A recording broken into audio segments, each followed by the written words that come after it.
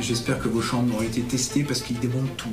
J'ai failli tuer 4 infirmières. J'ai planté une fourchette dans le bras à Samir. Tu as tout cassé, hein? C'est pas bien ce que tu as fait. Ça va dire, hein.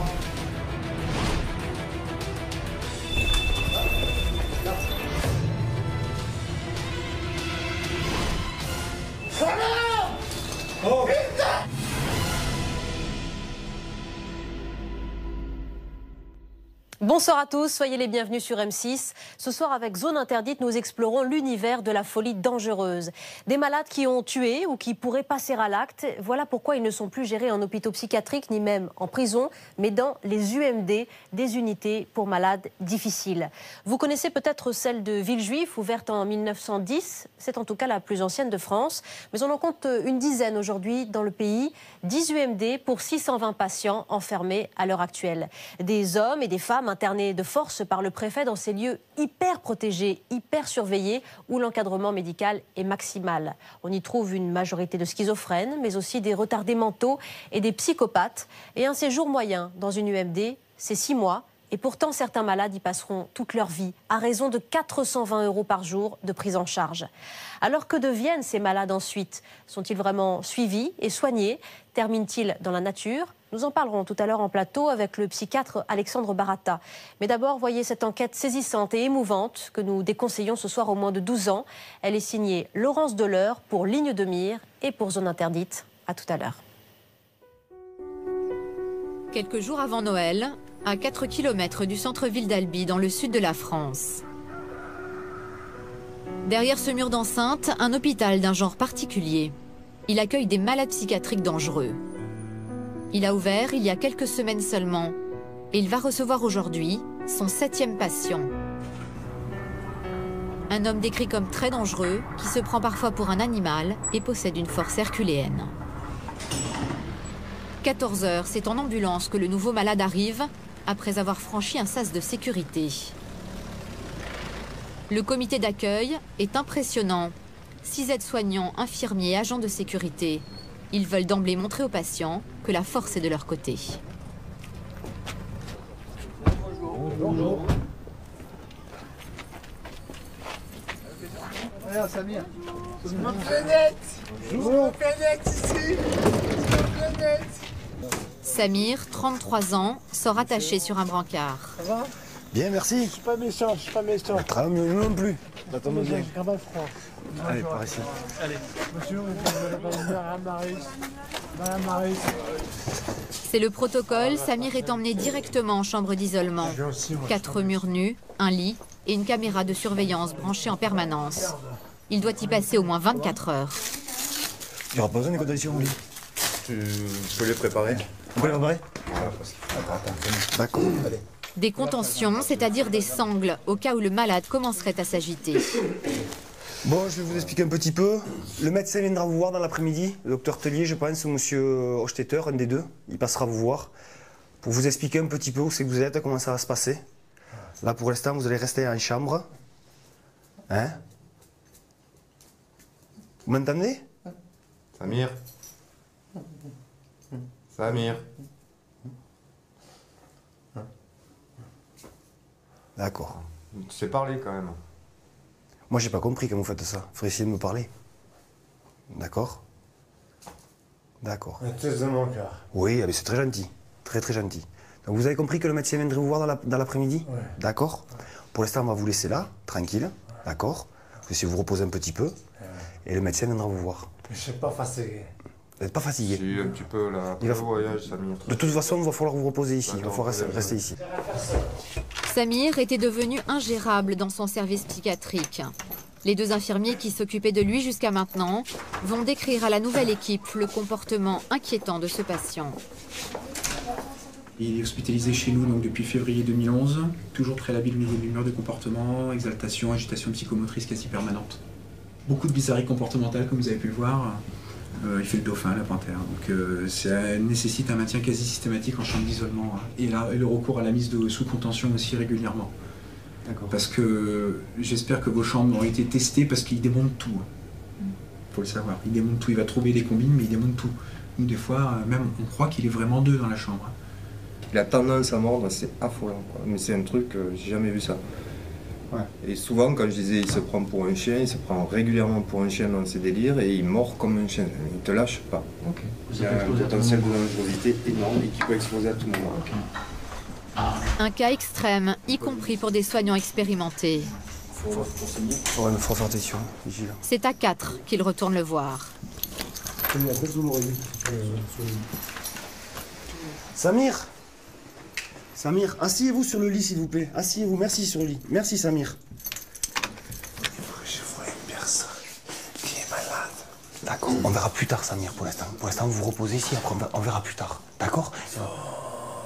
Jusqu'à 50, je pourrais dépasser 50. On va essayer de faire pour le mieux, d'accord Samir? On va essayer de faire pour le mieux, pas de problème. Pas question de mêler tout de suite Samir aux autres patients.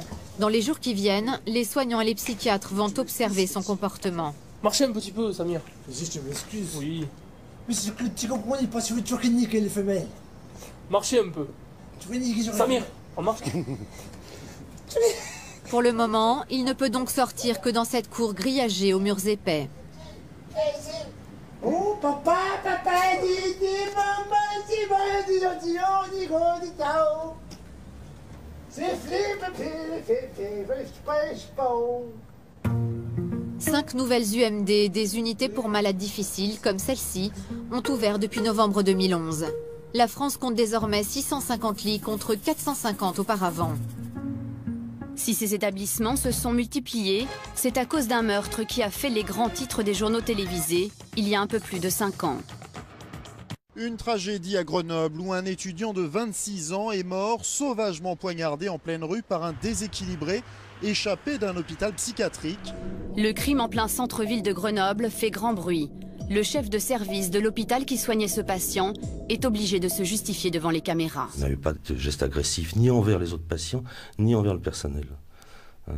Ni envers les visites qui venaient de l'extérieur. Enfin bon, c'est quelqu'un qui était très compliant, qui prenait son traitement. Il avait de fortes doses de traitement depuis très longtemps.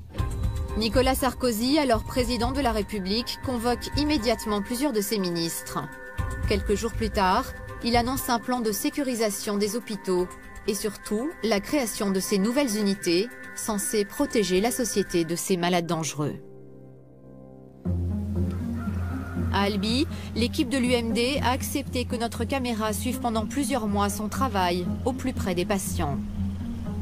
À l'extérieur, une enceinte de plus de 4 mètres de haut, des murs en béton armé, 21 caméras de surveillance, des grillages autour de chaque cour. À l'entrée, des agents de surveillance. Et pour chaque personne travaillant sur le site, cet appareil, le DATI, porté en permanence sur soi, est destiné à donner l'alerte en cas d'agression. À l'intérieur, des hommes venant de toute la France, hospitalisés de force par les préfets. Ils sont atteints de schizophrénie pour plus de la moitié d'entre eux, de paranoïa, de psychose infantile. S'ils sont internés ici, c'est parce que la maladie les a rendus violents. Coups, tentatives d'étranglement, viols, meurtre même pour certains. Allez-y. Clément est un cas exceptionnel pour une UMD. Il y a quelques mois encore, ce jeune homme de 32 ans menait une existence totalement normale. Un travail, une compagne, et puis brutalement, une bouffée délirante très aiguë le conduit dans un premier hôpital psychiatrique. Là-bas, Clément se retrouve du jour au lendemain au milieu des fous. L'angoisse l'envahit. Le jeune homme veut s'échapper. Un infirmier l'en empêche, il l'agresse et le frappe sévèrement au visage. Clément s'enfuit et menace de se jeter d'une grue. Le préfet et les médias sont prévenus. Au nom de la nouvelle politique de tolérance zéro, la sanction tombe. Clément est interné de force à l'UMD. Bienvenue dans ma chambre.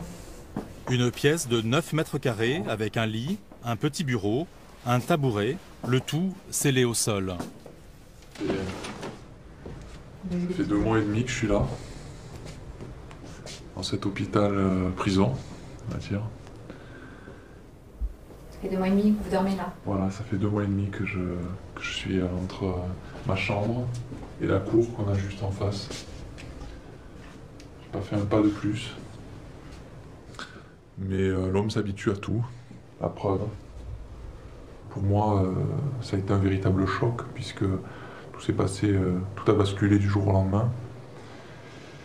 Et je me suis retrouvé en fait dans une prise en charge psychiatrique, donc ici, en très peu de temps. Et c'est vrai que si on m'avait dit il y a 2 mois que je me retrouve là, j'étais à des années-lumière de penser ça. Sa famille aussi était loin d'imaginer un pareil bouleversement. Dans le sud de la France, nous avons rencontré la mère et la compagne de Clément. Elles ont directement vécu sa descente aux enfers. Bon, on va regarder les photos alors. Clément était un jeune homme épanoui, étudiant les lettres, aimant le sport et les voyages. Mais il y a quelques mois, sa famille remarque qu'il ne va pas bien. Ses proches le croient d'abord dépressif, puis comprennent qu'il souffre en fait de troubles psychiatriques. On sentait que son humeur changeait, il était triste, il était aux aguets, suspicieux. On voyait qu'il était hanté par une idée obsessionnelle, une idée toujours la même, on l'épiait. Il s'est mis à avoir une terreur de toutes les personnes qu'il voyait dans la rue, même je veux dire qu'il était sur écoute téléphonique, tout, il était terrorisé, tout le monde le poursuivait, on voulait le tuer, tout simplement. Alors il voulait fuir, il voulait mettre fin à ses jours. Il disait qu'il pouvait, c'était insupportable. Le délire était si ancré que Clément a pris pour cible sa propre compagne, Céline, qui vivait avec lui. On a vécu des choses très dures parce que, bon, tout à la fin, même moi, il me doutait si je faisais pas partie de son délire, en fait, ou de son complot. Je ne pouvais pas faire la part du réel et de l'irréel. Clément est passé en quelques jours d'une vie totalement normale au sein de la société à une vie de malade isolé derrière des hauts murs. Comment va-t-il supporter un tel enfermement ? Dans l'unité, 20 malades maximum qui restent en moyenne 1 an. Pour s'occuper d'eux, une équipe de plus de 50 personnes. La prise en charge de chaque patient coûte 420 € par jour.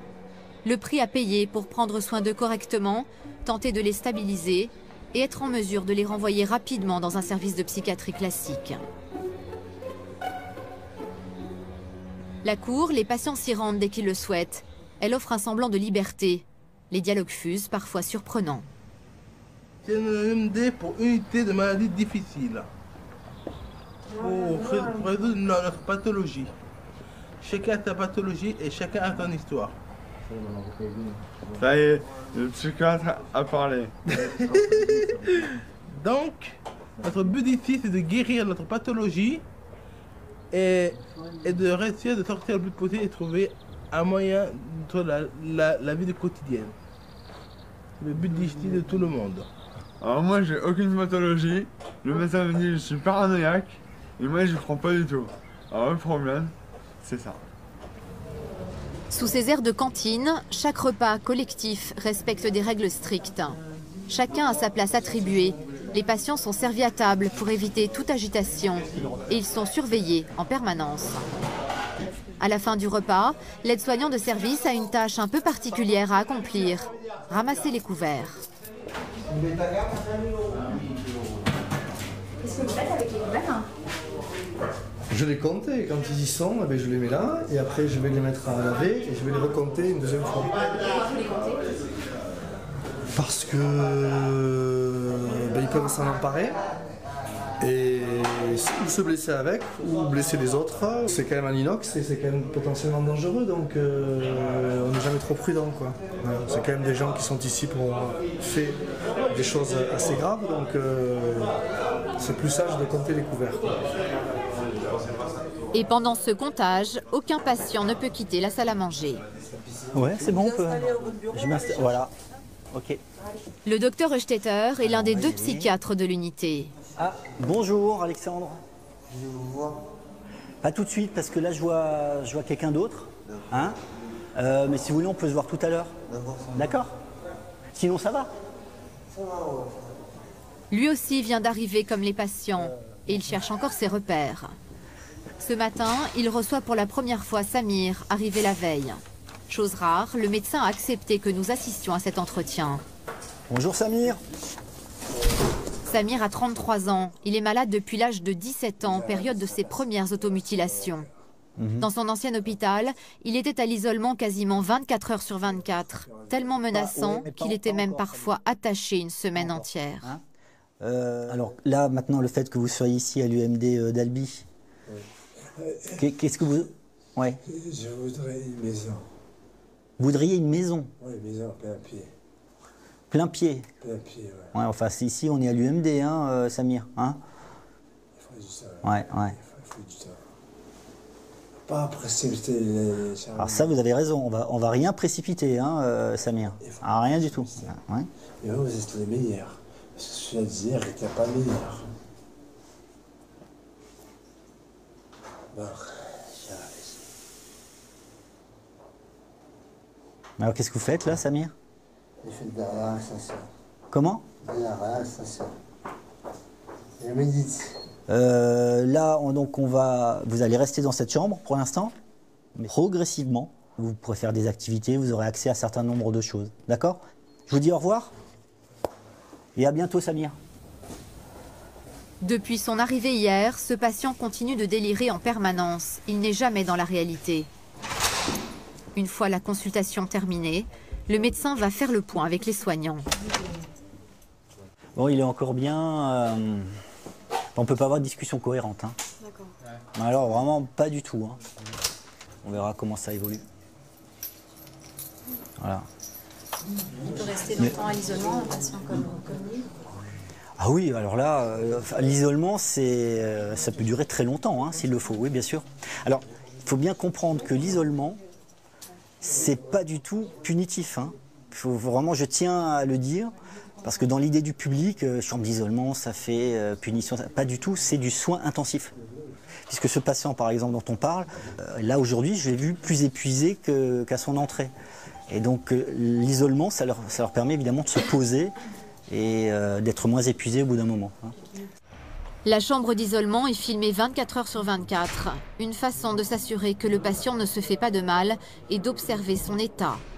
Agitation, délire, insomnie, prostration, chaque comportement est étudié. Dans le cas de Clément, l'UMD va tenter de le réadapter au monde extérieur après sa crise délirante. Tous les jours, il retrouve Lucille, l'ergothérapeute.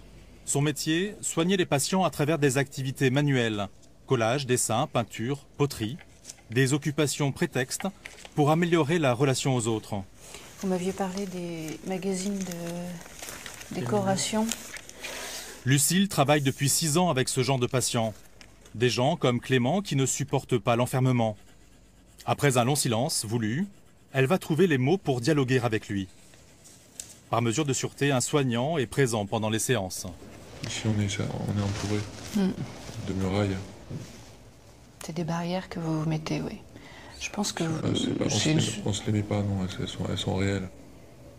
Je pense qu'il ne faut jamais enfermer un animal dans un angle. Il faut toujours laisser une sortie, une porte de sortie. Donc là, vous vous sentez enfermé. Moi, je pense que vous avez une petite liberté. C'est celle de créer, d'avoir une créativité, mais c'est aussi celle de penser. Et peut-être profiter de cette hospitalisation pour... C'est ce que je fais. Et pourquoi pas tenir un journal, écrire... La porte de sortie, vous allez vous la fabriquer. Voilà. Tout seul, dans votre attitude. Aujourd'hui, Lucille a demandé à Clément d'illustrer sa propre violence. Le patient a représenté ce drôle de personnage. Donc on voit ce personnage un peu hirsute, un peu électrisé comme ça, un peu presque vibratoire.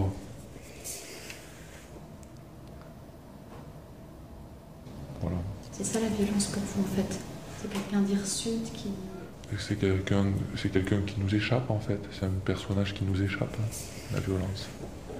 C'est un personnage qui nous ressemble pas, qui subitement sort de ses gonds pour je sais pas pour quelle raison. Et puis tout s'enchaîne très vite. Et pour le meilleur et pour le pire. Le corps de Clément est très figé, comme un automate. Il marche lentement, il parle lentement.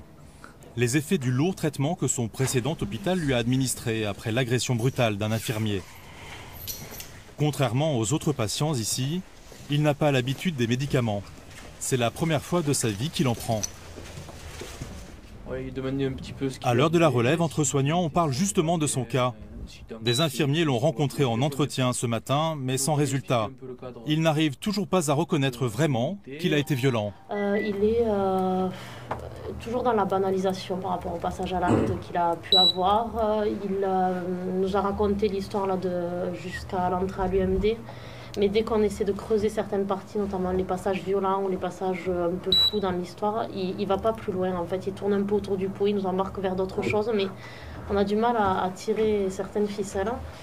Il nous donne en réponse ce qu'il pense qu'on attend de lui pour qu'il puisse sortir de l'UMD, en fait. Pour sortir de ces murs, Clément va d'abord devoir mettre des mots sur l'agression violente qu'il a commise. Impossible, pour le moment, de dire quand il s'en ira. Voilà. Une urgence pour Ludovic, l'infirmier.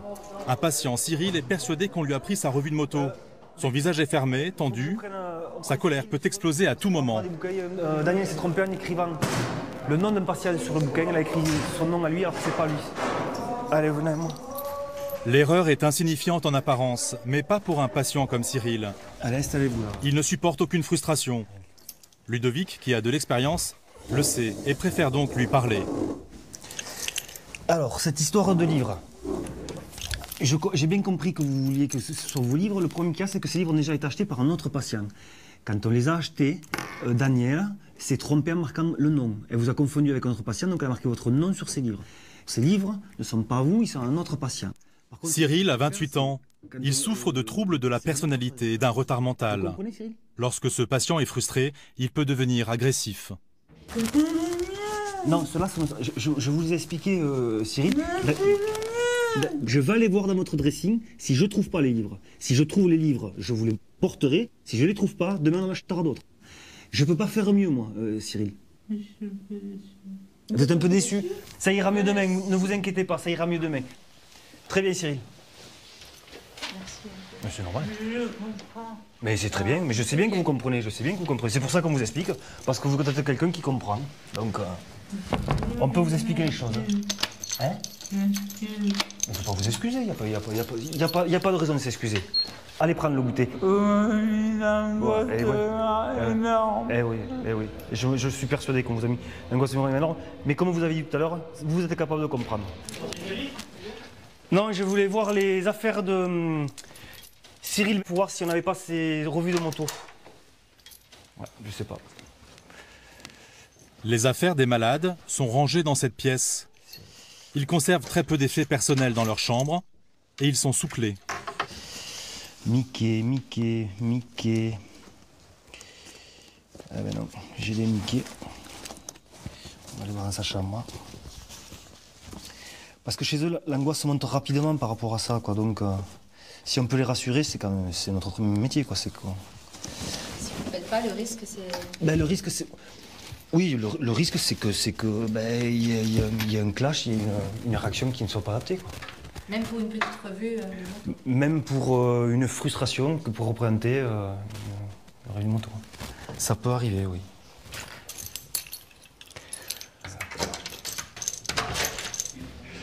Je vais donner le traitement ici besoin à Cyril.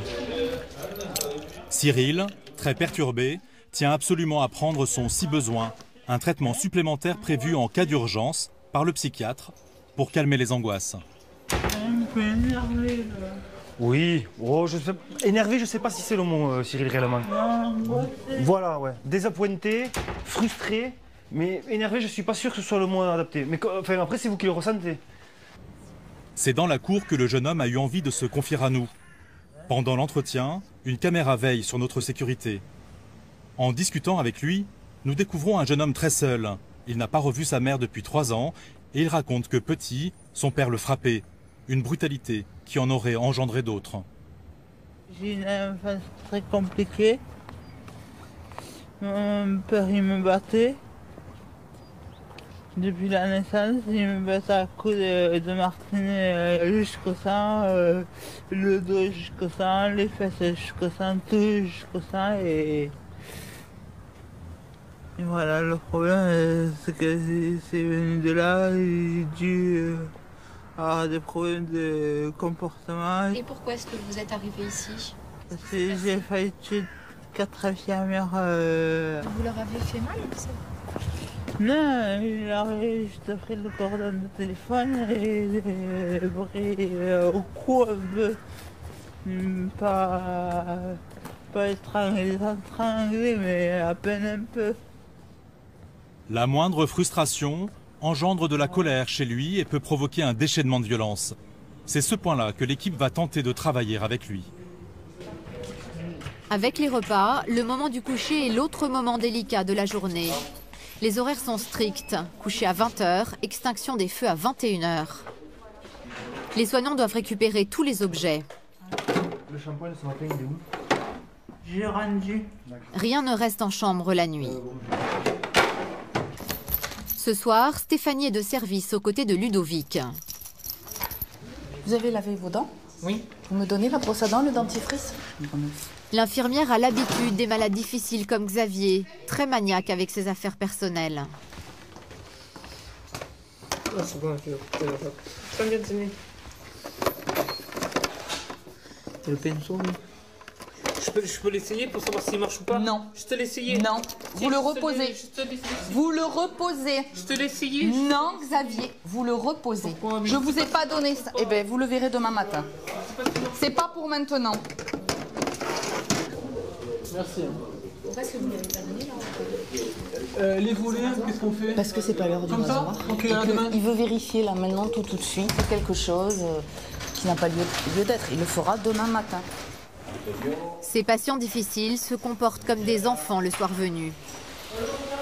Doucement, on se met en condition pour... Du gâteau, j'avais Non, dit. on avait dit. Un chocolat et puis un gâteau. C'était moi qui décidais, donc on a dit, il y a eu un bonbon avant, maintenant il y a un bonbon, on verra pour le reste. C'est pas moi, c'est chocolat. Allez, là. Monsieur. Samir, stop, allez. Chaque soir, tous les malades sont enfermés à clé pour la nuit. C'est pas dur de fermer la porte à clé derrière eux? C'est pas dur. Le fait de fermer la porte en elle-même, si, c'est dur. Mais il faut fermer la porte. Voilà. Le fait de fermer les portes, oui. C'est là où on n'est pas dans le rôle de soignant, quoi. On n'a pas l'impression de des fois peut-être... Mais c'est une nécessité, quoi. C'est une nécessité. Ça se passe sinon? Mais on ne sait pas.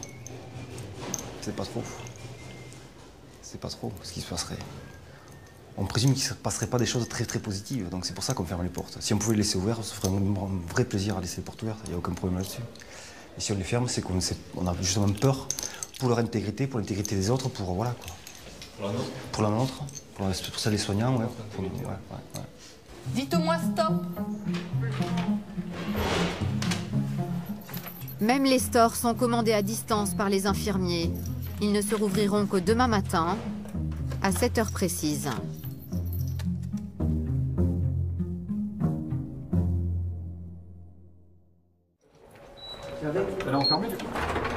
La sécurité, une obsession permanente. Tous ceux qui travaillent à l'UMD, de la secrétaire au médecin, ont dû suivre un stage pratique avant l'ouverture pour apprendre à faire face à la violence. Diversion fixe, groupe, sort. Et on se protège, super, on se replace. Tendez les bras. C'était 6 semaines avant l'ouverture. Parmi les stagiaires, Philippe, aide-soignant depuis 6 mois seulement, et Stéphanie, une infirmière aguerrie. Cette maman d'une petite fille travaille depuis plus de 15 ans en psychiatrie. Ça vous aide? Ça nous prépare à notre futur poste. On sait qu'on sera confronté à de la violence. Dégagement de prise de cheveux. Est-ce que quelqu'un se souvient? Pendant 4 jours, le personnel apprend à résoudre des crises. Par les mots le plus souvent, et en cas d'échec, par des parades lorsqu'il faut se protéger. Alors, dans cet exercice, le formateur va leur montrer comment se dégager si le patient les attrape par les cheveux. Oui, tu me saisis. Quand vous allez sortir, regardez, ne sortez pas comme ça va pas marcher parce qu'il a toujours la prise. Vous sortirez quand lui va commencer à lâcher. Et quand il va lâcher, vous lâchez votre main et ensuite vous sortez. Autre exercice, installer le patient de force sur son lit s'il est très agité. Comme si on voulait le remonter dans le lit. Donc on fait ça. Aurélien et Jean-Yves, les deux formateurs, travaillent eux-mêmes en UMD. Et ce geste, ils le pratiquent régulièrement. Ça fait pas mal? Non, non, ça va. On se prend la main. On le serre pas. Est-ce que tu es étranglé là? Non, non. Voilà. Alors je suis sûr qu'il va vouloir se débattre un peu. C'est lui qui s'étrangle, c'est pas nous qui l'étranglons. C'est pas pareil, c'est son choix. Alors moi, dans mon service, ça m'arrive régulièrement quand quelqu'un est très agité. Et puis à un moment, il nous dit « Vous me faites mal ». On dit « Non, nous on te fait pas mal. C'est toi quand tu bouges qui te fait mal. » Et il arrête de bouger. Fais attention de ne pas serrer, très bien. Place aux élèves. C'est Philippe, grand costaud de 50 ans, qui joue le patient agité. Philippe a été tour à tour pâtissier, barman, maçon. Mais il y a 6 mois, il est devenu aide-soignant. Ah oui, oui, oui.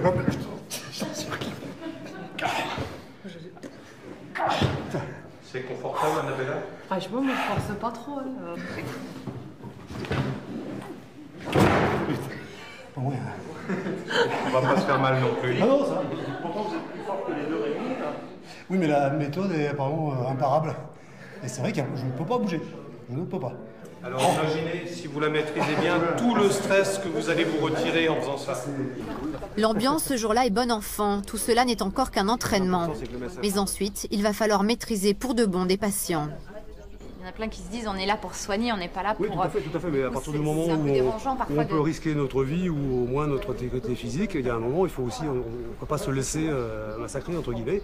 Il faut aussi répondre un petit peu d'une façon mesurée à la violence qui nous fait subir, quoi. D'autres, comme Stéphanie, espèrent ne jamais recourir à la force. Je suis dans le soin, je ne suis pas dans l'affrontement physique, quoi. Et je tiens à rester dans le soin. Vous n'êtes pas surveillant de prison? Non, je ne le serai jamais. Voilà. Sinon, j'aurais fait une autre formation. Tous les ans, dans chaque UMD, des personnels sont victimes d'agressions physiques. Eux ont choisi d'y travailler malgré ce risque de violence. Et ils vont se rendre compte que la sécurité des lieux n'est pas toujours aussi optimale qu'ils le pensaient. C'est le cas ce matin à l'UMD. Par contre, on ne fait pas de bruit parce que Samir, ça le... Samir vient de s'échapper de sa chambre et a été rattrapé dans le couloir. Il a été remis en isolement dans la pièce voisine.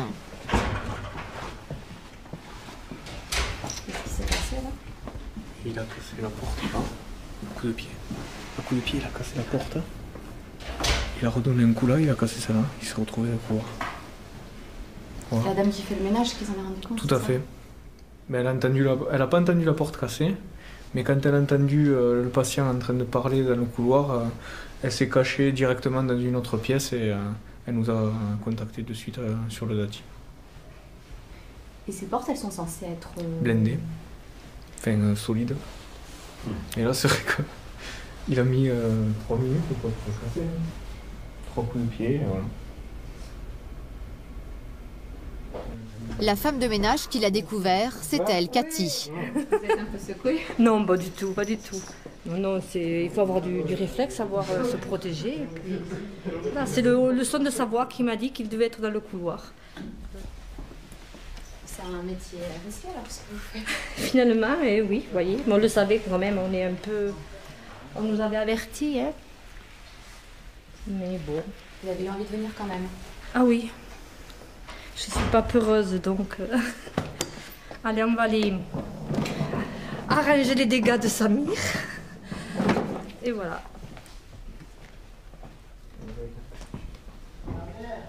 Samir, sois sage. Je suis pas contente. Samir, je suis pas contente, hein. Ah, je sais, c'est comme ça. Hein. C'est comme ça. Tu as tout cassé, hein. Eh oui. Et tu crois que c'est bien? Ah, c'est pas grave, c'est pas comme il y avait, un bouclier. Eh oui, c'est pas bien ce que tu as fait. Ah, ça veut dire, hein. C'est comme ça. Mais là, c'est vaché. Eh, mamie. Mamie. Tout à l'heure alors. Ok. La porte sera remplacée dans la journée par une porte plus solide. Le psychiatre convoque Samir. Ce n'est pas la première fois que ce patient casse une porte. Qu'est-ce qui vous préoccupe en ce moment-là? Qu'est-ce qui va pas? Non, il n'y a pas de problème. Non, mais quand on casse une porte, comme vous l'avez fait pour la... C'est la combienième fois qu'il nous casse des portes, là? 3, 4e fois. Juste oui. Non, ça m'arrête.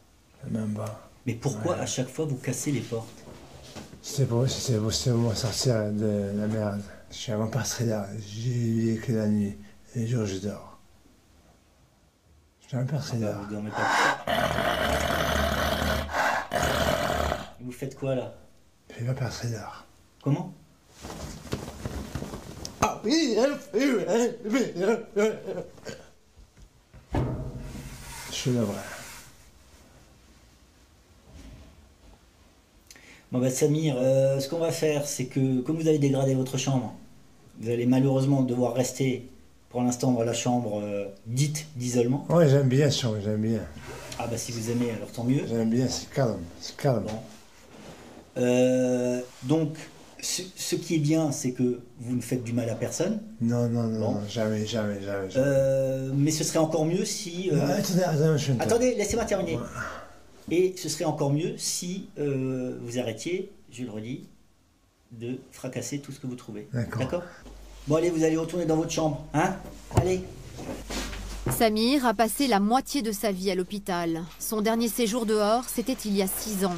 Le temps de se marier et de faire un enfant. 2 mois après son arrivée, nous constatons qu'il est toujours aussi agité. Que faire avec un tel patient? Son psychiatre s'interroge. Je viens de modifier le traitement, avec traitement assez puissant normalement. Bon, on va voir comment ça évolue, mais c'est pas encore gagné. Hein. Disons que c'est cyclique. On a l'impression que pendant une période, il y a une belle amélioration, il est plus accessible, moins agité, et puis d'un coup, c'est reparti. Mais bon, il y a un début de quelque chose, c'est vrai. Maintenant, c'est pas gagné. Non. On va voir. Bon, c'est un patient du MD. Cela fait également 2 mois que nous filmons Clément. Ce patient était arrivé ici après avoir frappé brutalement un infirmier. Il a hâte de voir ses proches. Les visites sont réglementées. Le psychiatre a autorisé sa famille à venir tous les 10 jours. Après 3 heures de route, ses parents et son amie Céline s'apprêtent à le retrouver. Lors de leur dernière visite, il n'allait pas bien. Dans quel état va-t-il être aujourd'hui? La surprise, il est là. Coucou, comment ça va?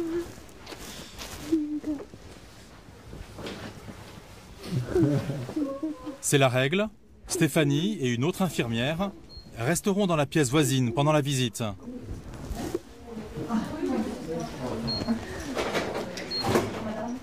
Bonjour, pardon, excusez-moi. Bonjour. Oui, on est gelé. Comment ça va, chérie? Même si sa famille a fait une longue route pour venir, ils ne pourront rester que 3/4 d'heure ensemble. Ouais. Alors on t'a ramené le poste avec une rallonge. Ça ira? Ouais, c'est bien. Tu peux brancher? Je te mets les aides aussi, moi aussi. Ah ouais, quoi, oui. Bon, alors, les nouvelles sont bonnes? Bon, mais ça va. Hein. Elles sont bien, chérie. J'espère que ça touche à sa femme. Oui, je pense. Si, elle est plus grande qu'on va faire ça pendant 10 ans. Il y en a marre, hein. Ah oui. On t'a amené des petites friandises. Des macarons. Les proches de Clément lui apportent un poste de radio et de la nourriture. Des affaires qui seront contrôlées avant d'être remises aux patients. Sa mère et sa compagne paraissent très optimistes. Elles donnent l'impression que Clément pourrait bientôt reprendre une vie normale. Il est serein, là. Il est content, il voit le bout du tunnel, il a compris que la sortie elle était proche, et il a envie de reprendre son activité, il a envie de vivre tout simplement. Même par rapport à l'attente, il est beaucoup mieux. Oui. Il le dit lui-même, il dit maintenant ça va, enfin je suis habitué, il dit ça va mieux. Bon, ça reste très dur, hein, il dit quand même, parce que ça reste très dur à vivre, mais ça va beaucoup mieux. Clément est bien entouré. La plupart des patients ne reçoivent aucune visite. Mais combien de semaines va-t-il encore passer ici? Et le supportera-t-il? Derrière les murs, le silence. On est loin des clichés sur les asiles de fous. L'endroit est étrangement calme. La sécurité, les chambres individuelles, L'effectif important du personnel y contribue énormément. Mais l'autre pilier ici, ce sont les médicaments, que les patients prennent jusqu'à 5 fois par jour. Matin et soir, 2 infirmiers les préparent. Il y en a 2 armoires pleines à l'UMD. Clozapine, olanzapine, Dépakote, risperidone, des molécules au nom savant, essentielles aux malades. Elles apaisent l'agressivité, calment les angoisses, empêchent les convulsions, réduisent les tocs, régulent l'humeur. Un Lexomil, 2 Loxapac et un demi-séroplex. La nuit, il n'y a rien. S'ils ne prenaient pas tous ces médicaments, les patients, ils seraient dans quel état? Je préfère pas y penser. Et si certains sont là, c'est parce qu'ils ne prenaient pas de médicaments et qu'ils ont fait des actes. Voilà. Une pharmacie impressionnante, et pourtant les patients ne prennent pas plus de médicaments ici que dans les services de psychiatrie classique. La sécurité des lieux permet même parfois une chose étonnante, un arrêt quasi complet des médicaments pendant quelques jours, voire quelques semaines. On diminue petit à petit, on arrête le traitement, enfin, ou on en garde vraiment très très peu, pour voir comment le patient réagit, avant de réintroduire notre thérapeutique. Et on voit le traitement diminuer à vue d'œil, quoi. Des fois, on a 2 pages, on a un recto et verso, et puis on se retrouve plus qu'avec une page. En arrivant, certains patients absorbaient tellement de médicaments que les médecins ne savaient plus lesquels étaient efficaces. Ici, on prend le temps de tout revoir en profondeur et de faire du sur-mesure pour chaque malade. Bon appétit, messieurs. C'est un des avantages de l'UMD. Les services de psychiatrie classique, eux, ne peuvent pas se le permettre. La journée s'étire lentement. Certains déambulent et font les 100 pas dans le couloir sans raison. D'autres restent prostrés dans leur coin. C'est le cas de Cyril, le patient qui était angoissé par un problème de revue de moto. Il ne va à nouveau pas bien du tout aujourd'hui. Les soignants, eux, ont moins de temps à consacrer à chaque patient. Depuis que nous avons commencé à filmer, 20 malades sont entrés ici. L'unité est désormais au complet. Vous avez le plateau, Alexandre? Non? Si, ouais. Je vous ai coupé la viande, Alexandre, puisque vous n'avez pas droit au couteau ni à la fourchette. Et le traitement normal. Selon les heures, ils sont 5 à 7 soignants pour gérer 20 malades.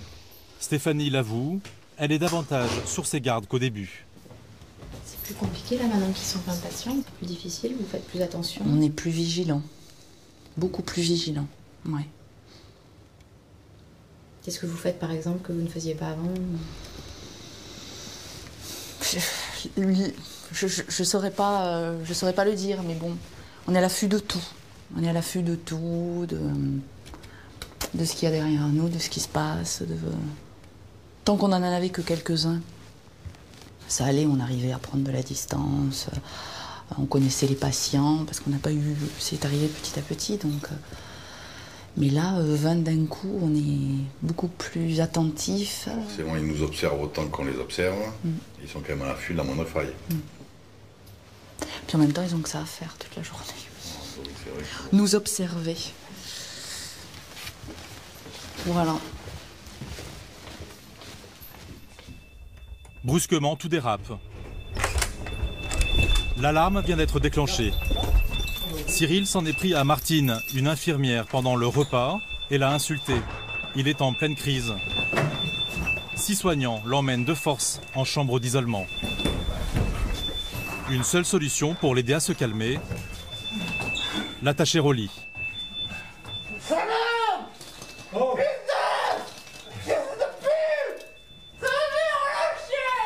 Elle l'a cherché! Elle m'a dit en vérité! On n'a rien cherché du tout! Si! On se calme! Ouais. Non! En première ligne pour le maintenir, Philippe, qui avait répété ses gestes à la formation.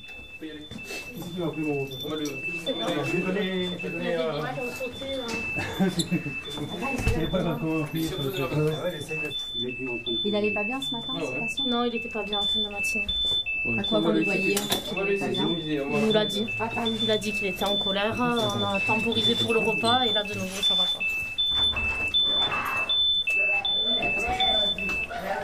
3 mois après son arrivée, rien n'a changé. Cyril ne tolère toujours aucune frustration.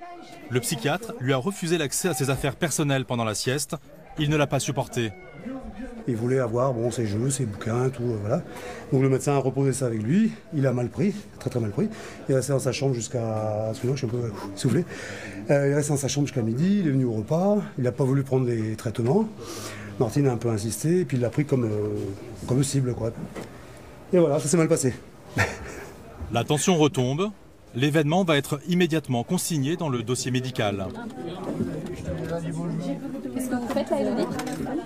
On remplit les charges d'agression quand il y a des passages à l'acte. Ça nous permet de concrétiser un peu, d'objectiver les agressions. Autrement dit, tous les comportements violents sont notés dans le dossier du patient. Agression physique, automutilation, destruction d'objets, provocation, insultes, menaces. Les contentions sont très rares à l'UMD. Derrière ce déchaînement de colère, les soignants entrevoient, eux, l'immense souffrance de ces malades mentaux. Pour simplifier, avant d'avoir été agresseurs, ils ont tous été victimes, quoi. Voilà.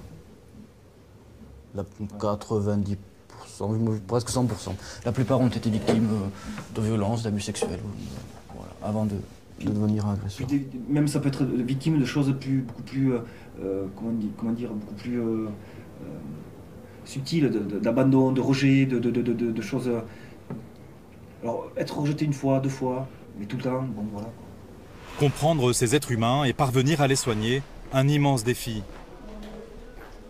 Est-ce que vous voulez une autre couverture, Maxime? Ici, c'est le bout du bout, la dernière chance, le dernier recours. Vous êtes sûr que vous n'aurez pas froid? Si l'UMD ne parvient pas à aider ces hommes gravement malades, personne n'y parviendra. Allez, bonne nuit, Maxime. Attendez, comme ça sera mieux. Non, ça ira. Ah si, moi. Mais pas... Mais vous l'aimez quand même, ce métier? Ah oui. Ouais, par contre, tes collègues, pas le voir. Pourquoi vous l'aimez tant? Pourquoi j'aime mon métier? Pourquoi autant, ouais. Parce que je me rends compte de ce que je fais au quotidien. Voilà. Je me rends compte de ce que je fais au quotidien, des patients qui évoluent, d'autres qui régressent. Et puis je les choisis. Et je dis pas que c'est de la vocation. C'est pas vrai. Mais oui, je l'aime. Des fois, j'en ai marre. Hein. Ça m'arrive. Mais ils sont attachants. Certains, pas tous. Travailler avec la folie, c'est particulier. Et ça laisse pas indifférent.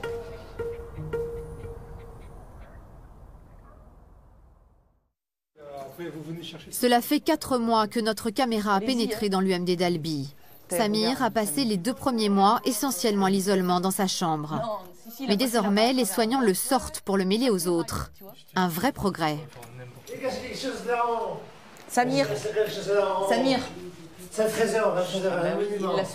Il l'a soulevé. Alors, je l'ai trouvé. Et voilà. Samir. Est-ce que vous pouvez être calme? Oui, d'accord. Oui, d'accord. Est-ce que c'est possible? Oui, c'est possible. Il y a une tristesse en secret. Parce qu'il y a un trou là. On met les babouches, Samir? Samir, viens. Samir. Il y a un trou là. Oh, qu'il a les bras hauts. Samir, on met les babouches? Oui, ma bouche. Ta babouche, ma bouche. Samir. C'est mignon. C'était un babouche. Je l'appelle c'était un babouche. Un acteur comédien. Samir, ça suffit. Allez, c'est bon. Si Samir est l'un des malades les plus lourds, c'est aussi l'un des plus attachants. Samir, si ça commence comme ça, vous ne sortez pas. Hein. Samir, regardez-moi. C'est plaisir. C'est possible d'être sage? Oui, mais je veux de ne pas faire n'importe quoi. Ouais, d'accord. Ouais. Promis? Promis. Bon. Samir continue de s'en prendre au matériel, mais son état s'améliore petit à petit. Les soignants arrivent à le recadrer plus facilement. Samir, ça suffit. De son côté, Clément a fait d'énormes progrès. Son traitement a été fortement allégé et il va tellement mieux que le psychiatre commence à évoquer avec lui la sortie de l'UMD. Comment ça se passe? Ça va. Ça va? Mieux, ouais. Je vois un peu le bout du tunnel. Ouais. Je me sens mieux. Bah moi aussi, hein, je vous sens mieux. Ah oui, ça évolue bien. Hein, à chaque fois, je trouve, il y a une étape qui est franchie. Hein. Ouais. On a fait pas mal de travail avec la psychologue, notamment pour prévenir. Ouais, tout à fait. Donc voilà, j'espère que ça va me servir dans le futur, que je n'aurai pas à revenir vous voir.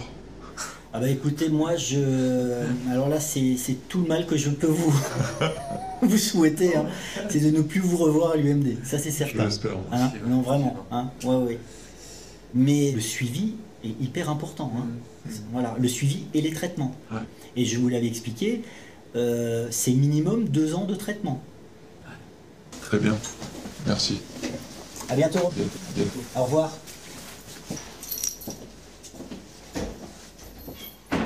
Est-ce que vous pensez qu'il peut mener une vie normale à nouveau? Alors une vie normale, oui, c'est tout à fait possible, mais il n'est pas à l'abri d'une décompensation. Et une décompensation peut-être même encore plus intense et plus grave, malgré les traitements, malgré le suivi. Hein. Malheureusement, ce sont évidemment des pathologies qu'on ne guérit pas. Hein. On les soigne, mais on ne les guérit pas. Une décompensation, c'est-à-dire une nouvelle crise très aiguë durant laquelle le patient perd le contrôle de lui-même. Dans ces conditions, n'est-il pas risqué de le laisser sortir? Cette décision, ce n'est pas le psychiatre qui va la prendre. Quelques jours plus tard, une matinée capitale pour Clément. La commission de médecins qui décide de la sortie des patients vient le rencontrer. Oui. Bonjour, docteur Villamo, c'est moi qui viens vous voir. Avec ma collègue. On va aller dans un bureau. Ce matin, le docteur Villamo et sa collègue, 2 psychiatres extérieurs à l'unité, vont examiner les gestes du patient, son regard, les mots choisis pour s'exprimer. Asseyez-vous, je vous en prie. Ils doivent évaluer à la fois son état de santé et son éventuelle dangerosité. Donc votre psychiatre pense que vous pouvez sortir de l'UMD. Donc c'est pour ça qu'on vient vous voir. Le psychiatre veut d'abord s'assurer que Clément reconnaît qu'il est malade. Qu'est-ce qui vous paraît important de vous dire, vous? Je suis rentré ici après un épisode d'épopée délirante, en fait, assez lourde. J'étais sorti de moi-même, quelque part. Et petit à petit, le temps a fait son chemin et je me suis retrouvé tranquillement ce que j'étais depuis toujours. Puis vient une question plus inattendue qui déstabilise Clément. Comment vous allez repérer que ça va de nouveau pas? Enfin, comment vous allez gérer éventuellement un épisode qui survient, qui n'est pas contrôlé par un traitement ou par...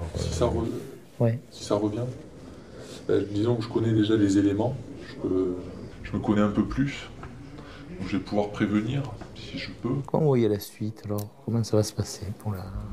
L'idée c'est de regagner progressivement la société, de regagner progressivement mon travail. J'ai conscience de ma fragilité aujourd'hui, chose que j'avais pas jusque-là. Merci à vous. Merci à vous. Au revoir. À tout à l'heure.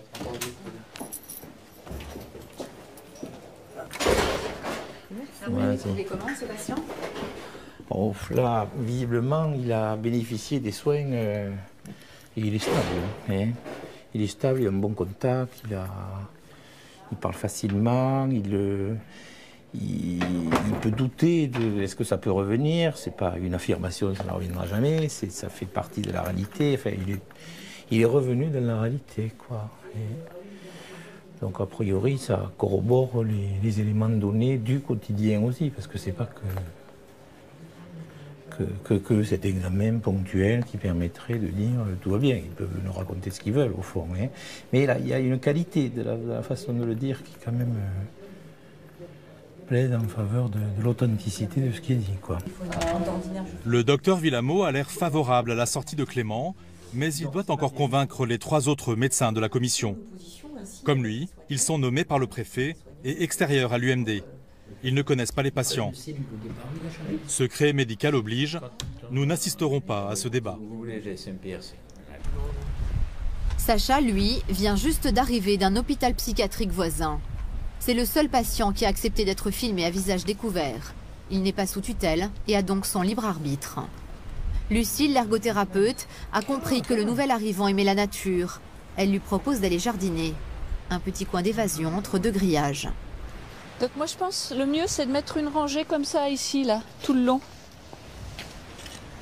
Sacha se retrouve ici car il a été violent avec un infirmier et a menacé son médecin dans son hôpital d'origine.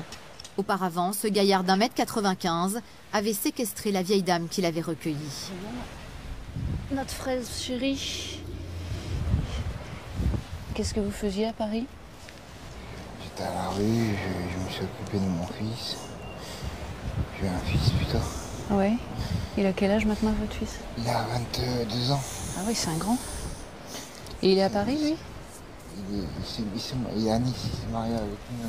Sacha joue avec sa pioche. Lucille prend immédiatement ses distances par précaution. Ça fait combien de temps que vous l'avez pas vu, votre fils? Ça fait 2-3 ans. Ah oui. Mais elle voit bien que le patient n'a aucune intention agressive et elle se rapproche rapidement. J'ai vu que vous vous étiez fait mal à la main, là. Qu'est-ce qui vous est arrivé? Ouais, je me suis énervé et je me suis coupé le doigt. Vous êtes coupé le doigt? En faisant quoi? En tapant dans un plat à couscous. B? Ça vous a fait mal? Non? Vous étiez en colère? Ouais, c'est surtout que j'ai perdu mon doigt qui m'a fait mal. Oui. C'était important pour moi, c'était une arme. C'est quoi, pourquoi? Je comprends. Ah, vous êtes boxeur? D'accord. Et pourquoi vous êtes énervé comme ça? Parce que j'étais énervé après ma grand-mère. Enfin, la mamie qui m'a accueilli. Vous arrosez là, là. Eh ouais. Ça a de la gueule, hein. On peut leur donner des outils comme ça, même s'ils peuvent être dangereux? Bah, ce sont des outils pour faire du jardin. Donc ce sont des outils qu'on utilise tels quels. Donc après effectivement on est attentif, mais on n'est pas complètement obnubilé par ça. L'ergothérapie, j'utilise aussi des cutters. Bon, bah, c'est aussi un outil. Quand ils sont concentrés sur l'activité, ça reste un outil. Voilà. Après, nous, on est attentifs. Moi, je vais garder aussi des distances de sécurité par rapport à ça. Je ne vais pas forcément me coller juste à côté de l'outil. Et puis, au moment où ils partent, moi, je vérifie que tous les outils sont bien rangés, qu'il ne manque rien. À quelques mètres de là, Samir fait du basket avec Thibaut, l'éducateur sportif. Une activité choisie exprès pour l'aider à se poser. Non, non, non, non, non. Basket, Samir. Basket. Concentration. Un peu plus haut, Samir, un peu plus haut. Ouais, joli. Ça, c'est très bien, Samir.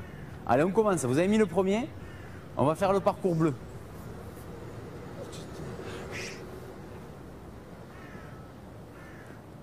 Eh bien, joli. Très bien, Samir. J'y apporte les ballons, je lui lance pas parce que le simple fait de le lancer, de faire un rebond au sol, ça peut l'exciter, le stimuler et donc il peut perdre toute sa concentration. Donc du coup, j'y apporte le ballon pour vraiment qu'il se mette dans cet état d'esprit de regarder le panier, le ballon et marquer.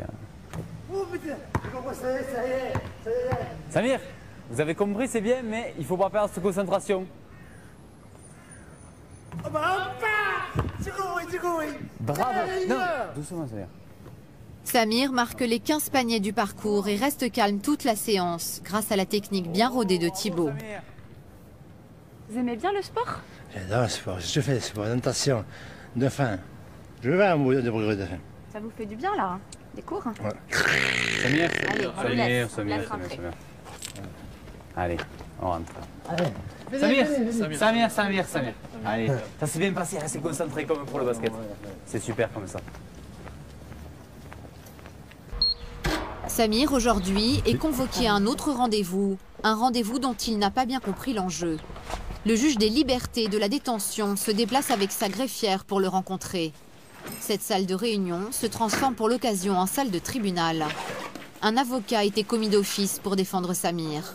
Depuis juillet 2011, le juge doit vérifier que les patients internés dans ce genre d'unité ne le sont pas abusivement. Dès le départ, Samir va les surprendre. Bonjour monsieur. Bonjour. Asseyez-vous monsieur. Bonjour. Prenez place. Oui, je vous en prie. Donc je suis magistrat. La loi prévoit que je sois appelé à intervenir pour, au vu des pièces du dossier, dire si l'hospitalisation est ou non justifiée. Voilà. Donc vous comprenez mieux mon rôle ? C'est dans votre intérêt, pour qu'il y ait un contrôle sur l'hospitalisation. Voilà. Devant la commission ou pas? Pour savoir si vous devez être hospitalisé, toujours ou pas. C'est ça, c'est comme ça qu'il faut le voir. Ça va aller pour moi, ça va aller. Écoutez-moi un petit instant. On explique qu'à de nombreuses reprises, quand même, vous étiez en état de délire, vraiment. Voilà, non, j'ai plus de délire, j'ai plus rien. J'ai plus de délire. Moi, j'ai un gosse qui m'attend, une femme qui m'attend. Il faut que je pour voir mes enfants, ma famille. Il faut le comprendre, ça. Vous vous rappelez de l'époque où vous déliriez et où vous vous mettiez en situation que vous vous preniez pour un animal? Vous vous en souvenez? C'est vrai, mais je suis pas un animal. Ça, on en est bien convaincu. Sinon, nous ne parlerions pas ensemble. Non. Évidemment. C'est pour s'amuser, voilà. C'est tout, c'est pour s'amuser. On explique que vous avez eu parfois des comportements agressifs, plus exactement des menaces. J'ai eu ça, mais je n'ai pas passé à l'acte. Je n'ai pas jamais. Je n'aurais jamais une personne avec une arme. Je n'aime pas ça. Je n'aime pas ça. Je n'aime pas ça. Qu'est-ce que vous pensez de votre hospitalisation? Est-ce que vous pensez qu'elle doit être poursuivie ou pas? Non. Bien. Non. Alors on va donner maintenant la parole à votre avocat, Maître Alary.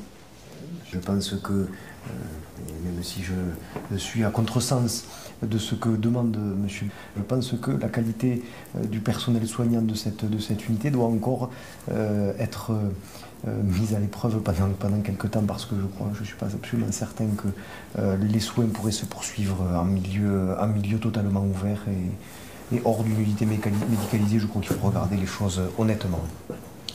Donc je m'en remets à votre appréciation et à l'avis des psychiatres qui figurent au dossier. Bien, je vous remercie. Chose étonnante, l'avocat se fait un instant procureur, préférant prendre la défense de la société plutôt que celle de son client. À tout à l'heure. Le juge fait sortir Samir, le temps officiellement de prendre sa décision. Une pause formelle en réalité. Il s'en remet quasiment toujours à l'avis des psychiatres. Il n'y a jamais de surprise au niveau de l'entretien. Ce n'est rien d'autre qu'une consécration de ce qu'on peut voir à la lecture des certificats médicaux. Donc vous ne pouvez que confirmer l'hospitalisation? Oui, nécessairement lorsque les pathologies sont lourdes et avérées. Asseyez-vous, maître. J'ai décidé de maintenir l'hospitalisation. Voilà. Le temps pour vous que votre état s'améliore. Voilà. C'est positif? Pardon? C'est positif? J'ai pas bien compris là. C'est positif? La question. C'est bon? Non, je crois qu'on ne s'est pas compris là. Ah ouais, j'ai compris. Voilà. Voilà, vous pouvez y aller, monsieur. Au revoir, monsieur. Et prenez déjà le premier temps. Au revoir, monsieur. Ça mérite, vous n'avez rien à Voilà. Ça ne mérite, ça pourrait ne mérite. J'ai bien compris. Voilà. Bon courage, monsieur. Ouais, ça va bien, vous, hein? De vous. Ce qu'il m'a dit. Il n'est pas mort, sa mère, il n'est pas mort. Hein. Vous aussi. Allez, ciao. Au revoir, monsieur. Depuis l'ouverture de l'unité, le juge a confirmé le bien fondé de toutes les hospitalisations. Sacha est là depuis quelques semaines. C'est l'un des patients les plus imposants, une vraie force de la nature. Cet ancien boxeur aime bien provoquer les autres malades, les impressionner avec sa carrure. Rachid, l'aide-soignant, intervient car il sait que le jeu peut très vite mal tourner. Éviter le contact physique, de taper sur l'épaule, de taper sur le dos et tout. C'est sympa, mais vous avez de la force. Et vous rigolez, sauf que quand il vous fait mal, vous le dites aussi. Hein? Non, mais vous rigolez, mais quand il vous fera mal, vous rigolerez aussi. Évitez le contact physique. Soyez sympa, Sacha, s'il vous plaît. On vous l'a déjà dit, je vous le redis. En entretien avec le psychiatre, nous découvrons une toute autre personne. Un marginal abîmé par 20 ans de squat et de rue. Bien. Alors, Sacha, Comment ça se passe? Ça se passe comme ça. C'est pas la joie? Ouais, c'est pas la joie. Ouais. Moi, j'ai violé personne, j'ai tué personne. Je me sens pas dangereux, quoi. J'ai tapé personne, j'ai poussé un infirmier, c'est tout, quoi. Je veux pas ma dangerosité, quoi. Je dirais alors, vous n'avez tué personne, ça on est d'accord. Mais potentiellement, vous pouvez quand même être parfois avoir des comportements qui peuvent faire peur aux autres déjà pour commencer. Potentiellement, je suis quelqu'un déjà qui s'est fait tout seul dans la rue, quoi. Donc a dû apprendre à se défendre tout seul, quoi. Ouais. Donc je peux pas me permettre de... Oui, mais j'entends bien ça. De me laisser envahir, quoi, ou quoi que ce soit, quoi.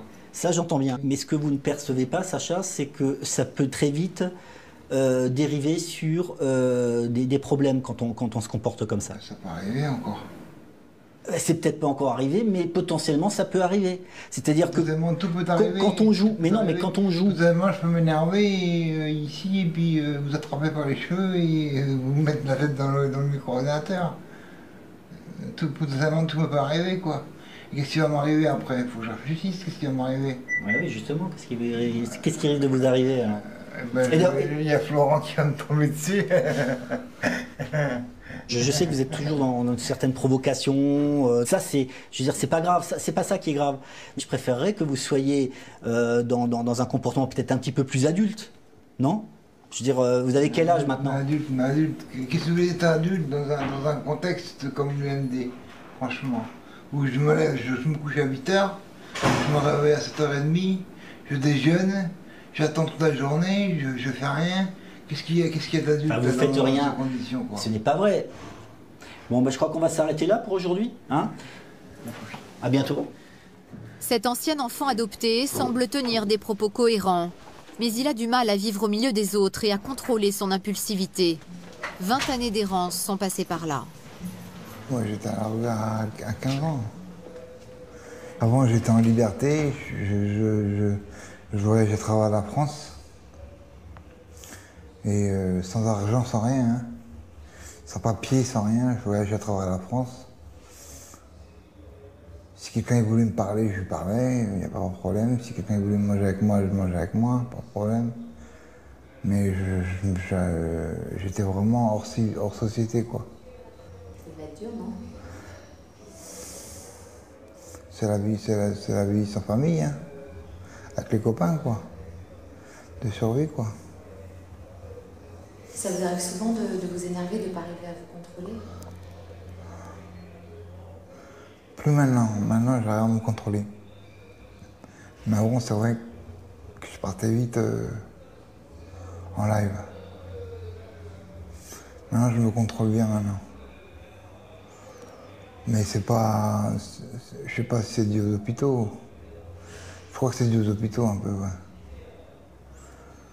Mais de toute façon, même, je vais dans l'hôpital, il y a un mec qui parle mal ou qui veut me mettre une cacahuète, je rentre dans l'art. Hein. Ça changera pas. Hein. Vous avez quel âge? J'ai 40 ans.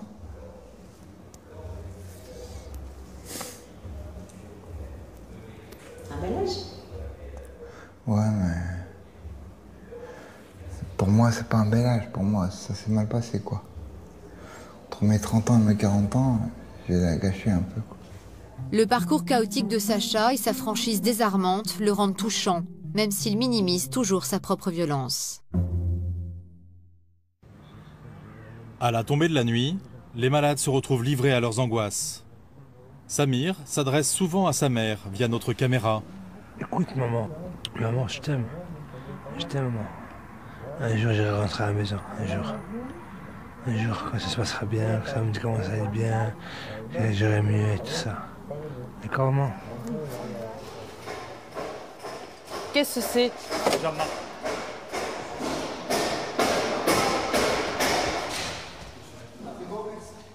Ça y est? Ça va mieux? Vous voulez pas aller faire un tour de cours? Ah, surtout pas. Les gens qui n'ont pas accepté dès le début, ça Ok. Jean-Marc est énervé. C'est un patient extrêmement délirant. Stéphanie le laisse se calmer. Mais le répit va être de courte durée. Jean-Marc. La reine d'Angleterre peut arriver maintenant. Jean-Marc, vous allez venir avec nous, vous allez aller en chambre. Hein? Allez. La reine d'Angleterre est en bas. Vous avez même réuni aucune politesse. Devant une personne âgée comme ça, vous êtes lamentable. Je tiens la porte, Sofiane, je vais ouvrir la chambre. Jean-Marc est isolé du reste du groupe pour éviter l'escalade. C'est l'heure du coucher, fin d'une journée ordinaire à l'UMD. Un matin de mars, 4 mois après l'ouverture de l'UMD, son personnel va vivre son premier succès. Un des patients va beaucoup mieux et c'est aujourd'hui son jour de sortie. La commission a donné son feu vert. Dans quelques heures, Clément quitte l'UMD. Bonjour. Alors? Ça y est. Dernier jour. Dernier réveil. Dernière matinée surtout, parce que c'est dans pas longtemps, dans moins d'une heure. Ouais. Ah, je suis content. Je sors enfin de ce cauchemar, quoi. Pour une nouvelle vie.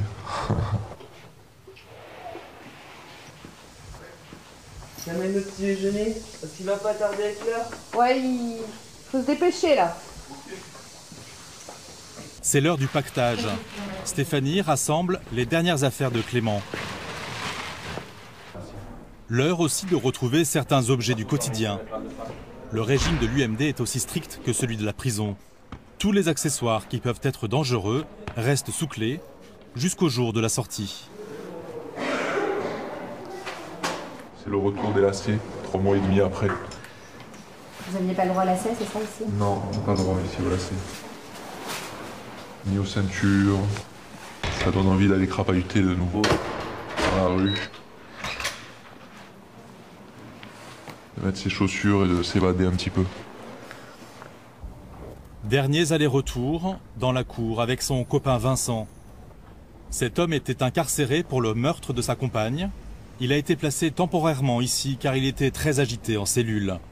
Dans les UMD, un patient sur 7 arrive directement de prison. Ça fait combien que tu es là, toi, déjà? 3 mois et demi aujourd'hui. 3 mois et demi? Ouais. C'est énorme, hein? Ouais. T'as galéré, hein? Ici, ça compte double. Ça compte double ici, ouais.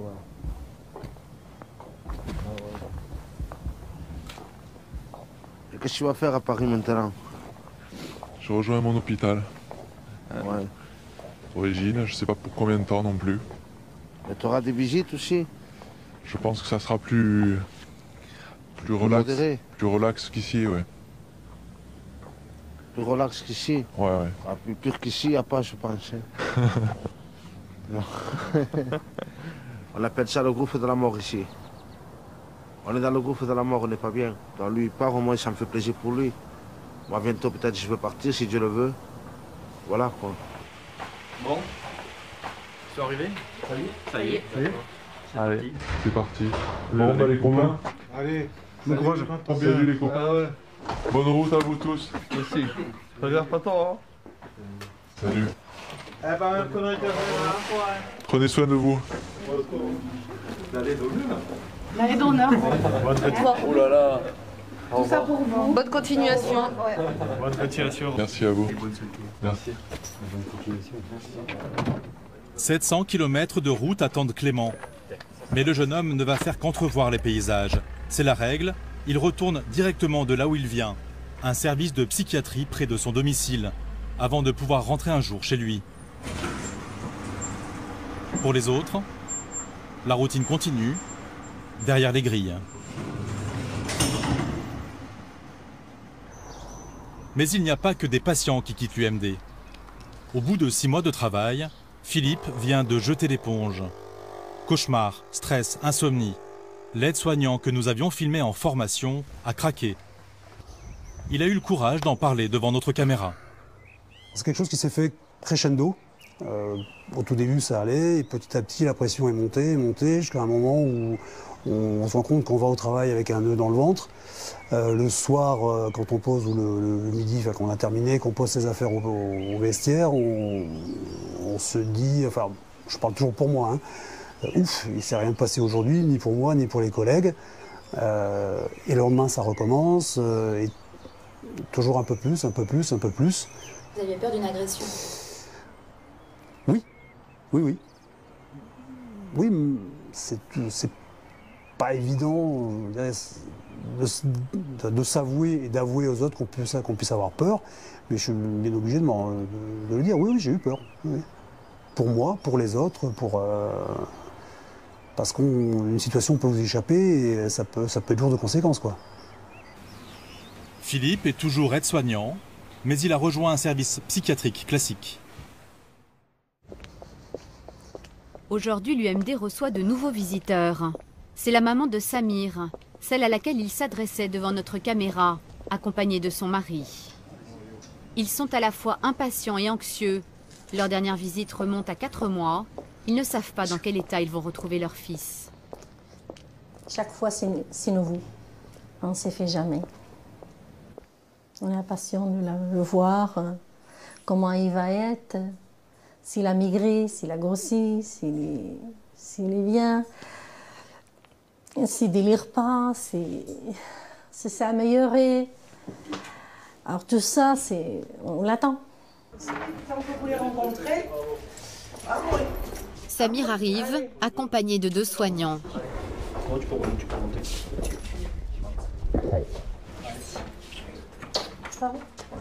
Il a les larmes aux yeux en embrassant ses parents.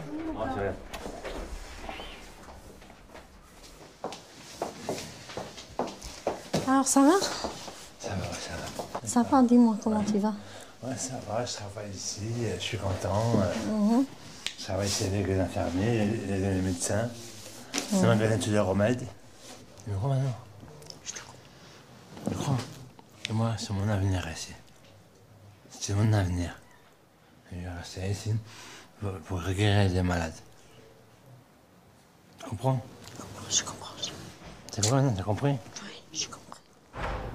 Samir est très calme, mais continue de délirer. Difficile dans ces conditions d'avoir une conversation très élaborée.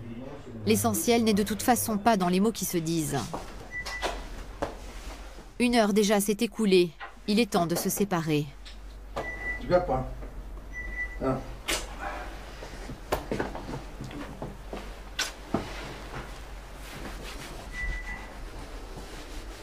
Allez, courage. On se prend un temps. Je la prends.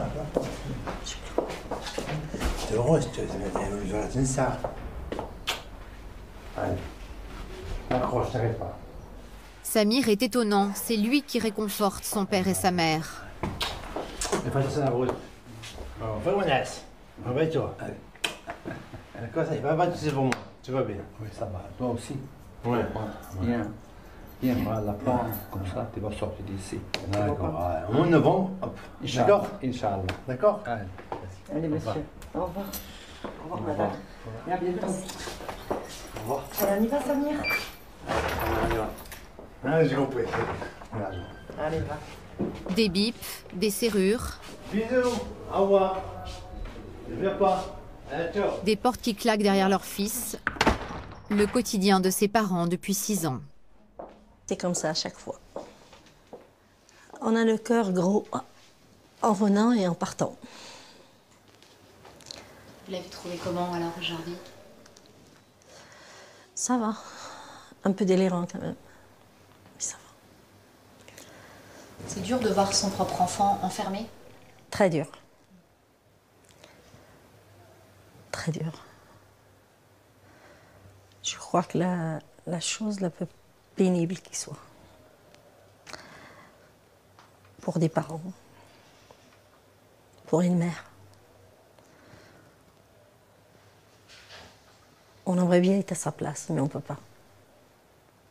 Au moins des fois, de temps en temps, prendre sa place. Lui laisser souffler.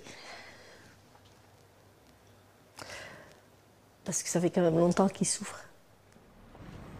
Cette mère a pourtant eu sa part de malheur. Samir n'est pas son seul fils malade. Dans la famille, 3 des 5 enfants souffrent de problèmes psychiatriques.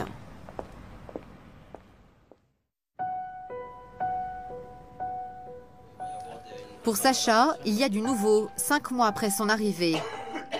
La commission qui décide de la sortie des patients va bientôt se pencher sur son cas. Sacha se voit déjà dehors. Il a l'air sûr de lui et croit maîtriser la situation. moi je vais partir bientôt. Oui. Normalement, je passe ma commission et je dégage. Et vous, Sacha, vous pensez que vous allez sortir?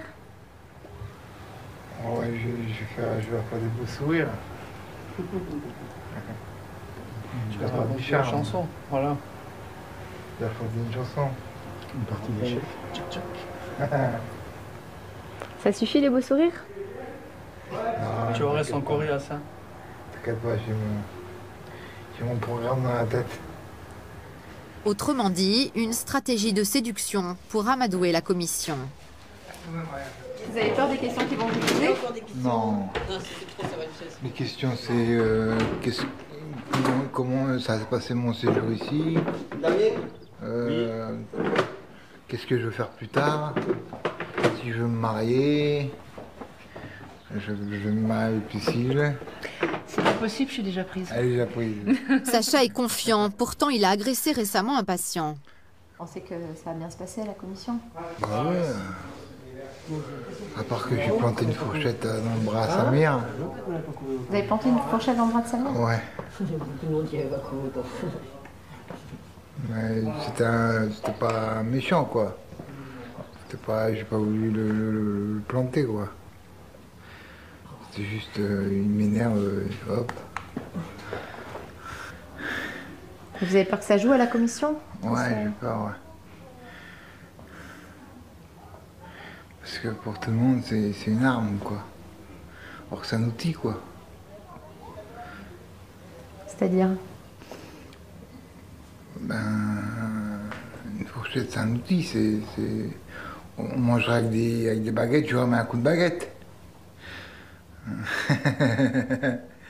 De l'avis des soignants, le geste n'était pas très violent. Le psychiatre souhaite que Sacha sorte pour laisser la place à plus dangereux que lui. Reste à convaincre la commission dans quelques semaines. Samir est à l'UMD depuis maintenant 6 mois. La commission qui décide de la sortie des patients se réunit à nouveau aujourd'hui. La loi les oblige à examiner automatiquement son cas. Son psychiatre commence par faire le point. On se rendait compte qu'il était vraiment toujours très angoissé de ne pas savoir ce qui allait se passer dans la journée. Et souvent, quand il dégradait le mobilier, les portes, etc., c'est parce qu'il il avait des angoisses intenses et il voulait savoir ce qui allait se passer dans l'heure qui suit, etc. Donc on lui a fait un planning. Et à partir de là, ça s'est vraiment quand même nettement amélioré. Hein. Donc il y a disparition des automutilations, disparition de la dégradation du matériel, une meilleure capacité de concentration lors des différentes activités et un meilleur contact avec les autres patients. En tout cas, c'est un patient pour lequel, au début, on n'aurait misé aucun copec, quoi. Enfin, je veux dire, c'est... Le médecin trouve que Samir va mieux, mais est-ce suffisant pour qu'il parte? Comme pour Clément, 2 médecins de la commission vont à la rencontre du patient. C'est pour la commission. Merci beaucoup. Vous êtes monsieur? Samir est anxieux, il veut sortir, il fait tout pour les séduire. Tu n'es pas vraiment tenu comme ça? Ça ira. Ça ira? Non, c'est pas le principal.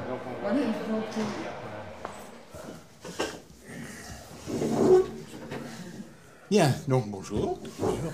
Est-ce que vous pouvez nous dire pourquoi on vient vous voir et à quoi ça va servir cet entretien? Ben, ça va servir que j'ai rapproché plusieurs familles. J'ai un gosse de 5 ans. Oui. Et beaucoup d'amour et beaucoup d'affection. Et puis de les faire apprendre beaucoup de choses dans la vie. Et puis de voir ramener à Disneyland. J'ai beaucoup de projets pour mon fils. Et plein d'amour, voilà. Est-ce que vous pouvez nous dire comment se passent les journées ici? Ce que vous faites? Ben, on joue aux cartes. On joue aux cartes. On fait la peinture. Vous faites de la peinture? Je fais de Picasso, moi. Oui. Picasso, Van Gogh et puis abstrait. Et ça, mon boulot, je vais faire plus tard, avec mon gosse. Oui. Et ça vaut très très cher. Par exemple, vous voulez vous dessiner? Vous voulez vous dessiner? Peut-être pas, hein? Non, nous, on vient voir un petit peu comment vous vivez votre hospitalisation ici. Donc, on n'a pas beaucoup de temps pour vous puissiez vous un montrer. jour, on verra bien, sans se voir à Argelès ou alors à Canet. Moi, je ferai un magasin là-bas et vous me verrez si vous venez avec moi. Oui. Une demi-heure plus tard, l'un des psychiatres revient lui donner la réponse de la commission. On pense effectivement que vous avez des soins ici qui sont tout à fait intéressants, que vous avez entre votre admission, c'était il y a 6 mois, hein, presque 6 mois, jusqu'à maintenant, vous avez fait de gros progrès. Oui, c'est vrai. En même temps, on pense qu'effectivement, au vu de toutes les rechutes que vous avez fait avant, qu'il vaut mieux que le traitement, votre évolution soit plus solide pour ne pas prendre le risque en voulant aller trop vite d'une nouvelle rechute et de recommencer le circuit d'hospitalisation Je comprends que vous soyez un peu déçus. En même temps, nous, on n'est pas là pour penser à vous faire plaisir aujourd'hui. On est là pour que votre projet de sortie ait le maximum de chances de réussir. Et on pense que c'est encore un petit peu trop fragile maintenant. Tout ne s'arrête pas aujourd'hui, au contraire. Je sais pas. Allez, c'est bon. Voilà.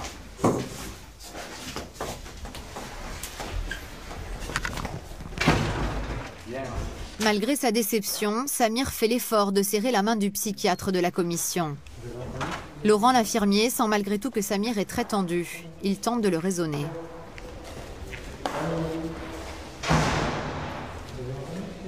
C'est la commission qui choisit. C'est la commission. Ne t'inquiète pas, ça n'a rien à voir. D'accord ? Attends.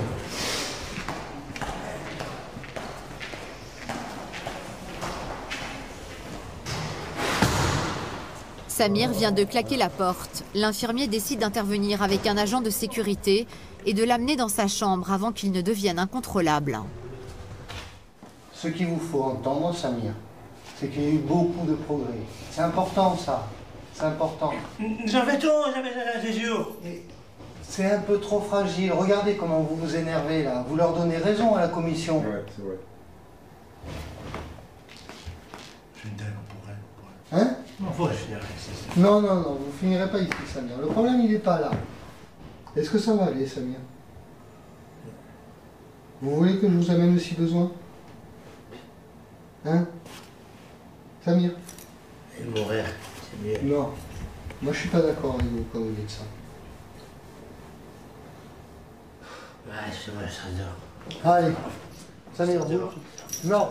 Vous restez là, Samir. T'arrêtes pas. On vous a déjà expliqué 15 fois. Mais t'arrêtes pas, ça c'est bon. Non. Samir, restez là pour l'instant. On vous a déjà dit, Samir. Alors, je vais vous reposer, vous un peu. Et pas de bêtises, Samir, je reviens d'ici 10 minutes. C'est qui parle? Je vous baisse un peu les volets, Samir, hein? Que vous posiez un peu. C'est beau. J'étais sûr qu'il allait faire un truc. Ouais. Non, mais c'est normal, hein. Dans 10 minutes, Samir. On repasse dans 10 minutes, on vous le donnera. Ouais, c'est pas grave, allez. La porte de la chambre de Samir se referme une nouvelle fois. Pour combien de temps encore? L'UMD peut-elle le soigner? Pourra-t-il un jour sortir de ces murs? Et quelle sera sa place au sein de notre société? La plupart des patients ont quitté l'UMD au bout de quelques mois pour retourner à l'hôpital psychiatrique ou en prison. Mais d'autres sont toujours là un an plus tard. Ces malades inadaptés, délirants, violents, ont parfois une lucidité inouïe, comme Cyril. Je suis malade depuis petit, on ne peut pas me la soigner ma maladie. On ne peut pas me la soigner ma maladie. Parce qu'on a tout essayé. Tous les hôpitaux ont tout essayé, ils n'ont rien à faire. Même ici, ils essayent tout et ils ne peuvent pas.